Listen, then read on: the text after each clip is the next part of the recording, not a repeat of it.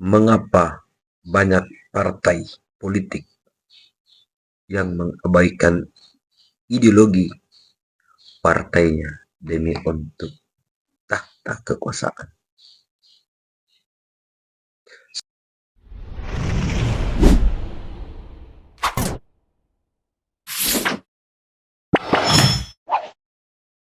Assalamualaikum warahmatullahi wabarakatuh. Salam sejahtera untuk kita semua, bosku. Salam NKRI, salam merah putih. Ya, sangat aneh ketika apa yang dilakukan kemarin-kemarin oleh Pak Prabowo, yakni tur ke beberapa negara.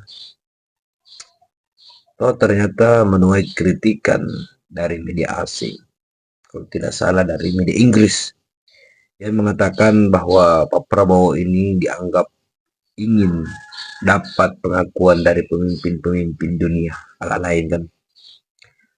Dan ada video di mana Rocky Gerung itu kemudian mengatakan atau menganggap bahwa PDIP, partai PDIP di Jakarta itu menang 100% secara ideologis. Ya, dibandingkan partai lain ketika ia menang itu tidak 100% karena itu banyak didukung oleh partai-partai lainnya. Tanpa supaya kita tidak bingung, mari kita bingung. Oke, mari kita simak videonya. Check it out. Teori ilmiah itu ada teori, ada teorema tuh. Ada yang bisa bedain nggak tuh?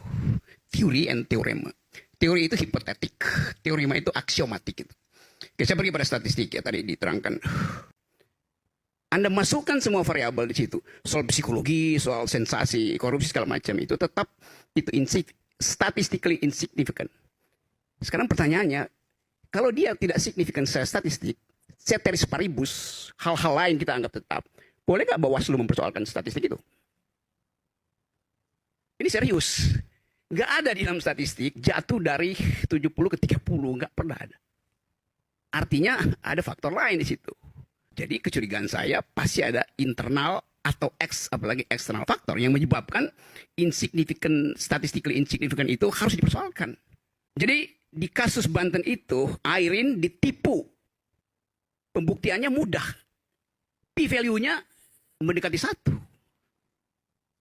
Jadi di situ pentingnya untuk kita bicara secara ilmiah itu dengan menaruh dalam tanda kurung seluruh kecurigaan. Pasti dikerjain. Kalau nggak percaya tanya ChatGPT. If and all only if. Yes. P-value-nya less than 5%, then it must be an external factor. Pasti begitu jawabnya tuh. Soal dari DKI juga saya masuk dalam soal teoremanya tuh. C6 itu bisa nggak nyampe.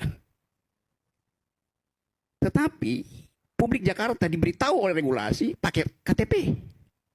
Kan itu penyelesaiannya kan.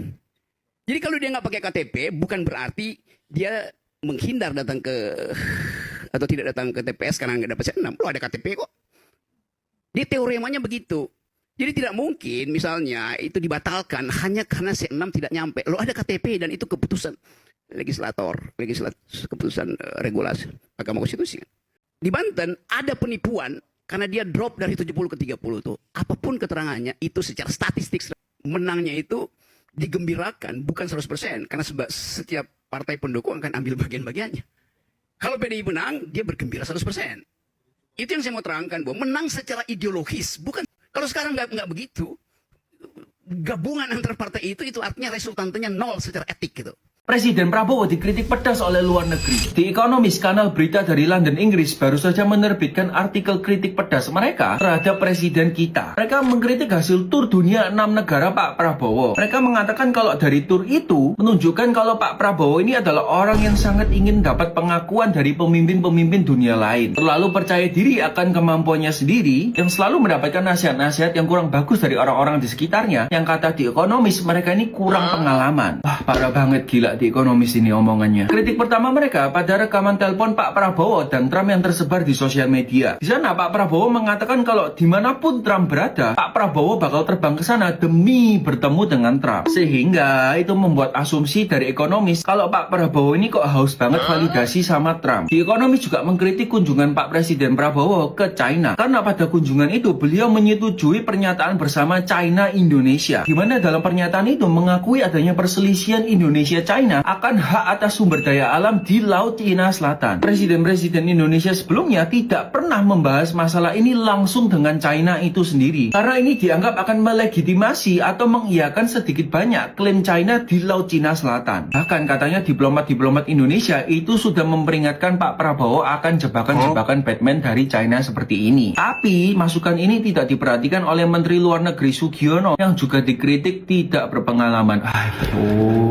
Mulutnya. Di Ekonomis mengatakan kalau ini menunjukkan Pak Prabowo terlalu mengandalkan orang-orang lama beliau sendiri yang cuman jadi yes man Pak Prabowo dan tidak berani memberikan berita buruk atau pandangan yang berseberangan dengan beliau. Pak Prabowo juga mengatakan di COP kalau Indonesia 2040 akan menyuntik mati semua PLTU batubara. Hal ini sangat sulit karena 2/3 sumber listrik Indonesia saat ini masih bergantung pada PLTU batubara. Kritik terakhir di Ekonomis pada Pak Presiden Prabowo, mereka mengatakan kalau Pak Prabowo merupakan presiden yang selalu ingin menyenangkan orang lain dengan kata-kata dan janji-janjinya. Cenderung memberitahu orang lain hal-hal apa yang mereka ingin dengar agar menyenangkan telinga mereka. Menurut kalian gimana guys? Valid gak kritik ini? Atau ini cuma agenda politik kelompok-kelompok atau orang-orang tertentu?